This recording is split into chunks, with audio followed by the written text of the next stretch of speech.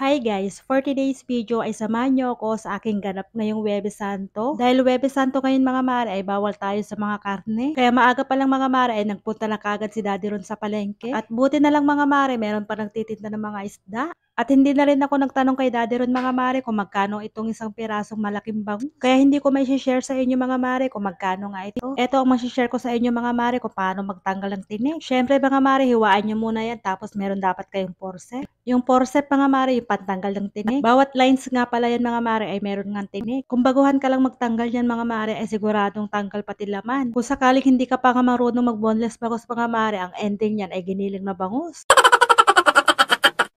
Wala pang 30 minutes mga mare ay tapos na rin ako. Yung pinapakita ko sa inyong lines na yan mga mare ay tinanggalan ko na ng tinik. Ganun din sa side mga mare. Pagkatapos kong hinugasan mga mare, ayan din raid ko na nga muna at nilagay ko nga muna dyan. Dahil natapos na rin ako dyan mga mare, nilinisan ko na nga rin yung lababo namin. Dahil nakatoka nga si Daddy ron sa pagluluto mga mare, kaya ito yung ginawa niya sa bangus. Inihaw na bangus mga mare. Habang nagpo-voice over nga ako dito mga mare, ay natatakam na nga ulit ako. At hindi lang inihaw na bangus mga mare, ay meron din kaming gatang laing. Char! O aminin nyo mga mare, natakam din kayo. Ayan, pagkatapos ko ang videohan mga mare, naligo na nga rin ako para maglaba. Yung iba, nasa outing at paligo-ligo na lang sa dagat. Samantalang ako mga mare, magmimekos-mekos ako ng aming mga labahin. Nakulangan ako ng powder na sabon mga mare, kaya naman lumabas ako para bumili. At bumili na rin ako ng iced tea dyan mga mare, pampalamig ng ulo.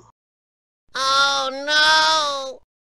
Tinimpla ko na mga mare at nilagay ko na kaagad sa ref. At ayan, kahapon nga mga mare, ay naglaba ako ng mga damit ni Iyon tsaka si Kuya Isko. Dahil kahapon na nga mga mare, ay inuna ko na kaagad labhan yung mga damit nila. Kung mapapansin nyo nga mga mare kung bakit dyan ako naglalaba. At hindi nga muna ako gagamit ng washing machine ngayon mga mare. Mag-iisang buwan na rin ako nagmamanual ng mga damit namin. Every 5 days or 4 days ako naglalaba mga Mars. Dahil alam naman natin na kapag summer mga mare ay tumataas yung bill ng kuryente natin. Kaya syempre mga mare, bilang wise na mom, char, ay kailangan natin magtipid-tipid. Hanggat kaya na mag-manual-manual or mag-mekos-mekos ng ating labahin, go, why not, diba? Syempre mga mare, kayang-kaya nga ng mga braso ko yun. Hindi pa nga ako tapos maglaba mga mare, pero tinawag na ako para kumain na. Kung ganyan ang ulam namin mga mare, naku po, taob na naman yung kaldero. Masarap pati mga mare magkamay. Kain tayo mga mare and pare. Nagustuhan nga din ni Ian tsaka si Kuya Isko yung ulam namin mga mare. At syempre mga mare, pagkatapos ko nga kumain, nilagay ko nga muna lahat sa lababo. Dahil inuna ko talaga tapusin yung paglalaba ko mga mare. At yan na nga yung nilabhan ko mga mare, meron pa nga sa likod ng bahay. Take note mga mare, minanual ko lahat yan. Bago ko nga nilinisan tong CR namin mga mare, pinatulo ko nga muna si Ion. Pagkatapos ko linisan yan mga mare, eto na naman ako, lapang-lapang na naman mga mare.